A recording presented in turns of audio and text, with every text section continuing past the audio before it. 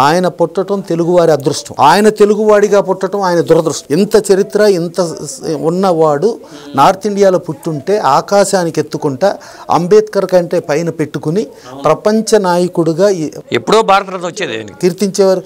భారతరత్న అన్నది ఆయనకి నూలిపోగండి.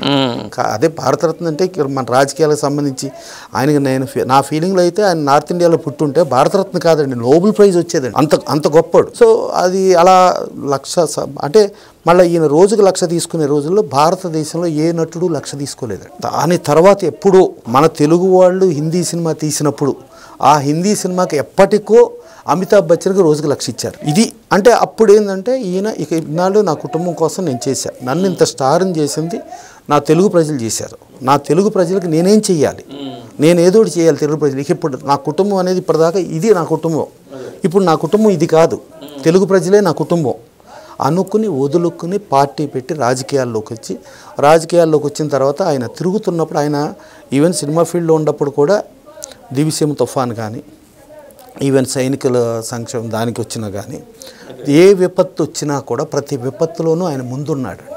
ఫస్ట్ ఒక విపత్తు టైంలోకి వెళ్ళి ఆయన అందరు ఆర్టిస్ట్ నాగేశ్వరరావుని అందరికి కూడగట్టుకుని వెళ్ళి తీసుకుని వస్తే ఆ డబ్బు మొత్తం తీసుకెళ్ళి నాగిరెడ్డి గారి దగ్గరికి మీ ద్వారా మీరు ఇది చేయండి సార్, మీరే నాకు ఇది ఇచ్చారు కదా అని చెప్పానంటే నాగిరెడ్డి గారు నువ్వు అలా పబ్లిక్లోకి వెళ్ళిపోతే మా సినిమాలు ఎవరు చూస్తారయ్యా, నువ్వు ఎందుకు వెళ్ళావు, నువ్వు నాకు చెప్పాలి కదా, నువ్వు అట్లా పబ్లిక్లో తిరగకూడదు, పబ్లిక్లో తిరిగితే నీ స్టార్డమ్ వీక్ అయితే మా పరిస్థితి ఏంటి అంటే వాళ్ళు ఏంటంటే సంవత్సరానికి ఎంత అని నెల జీతగాళ్ళుగా పెట్టుకునేవారు విజయాలు ఈ ఆర్టిస్టులు వీళ్ళందరూ.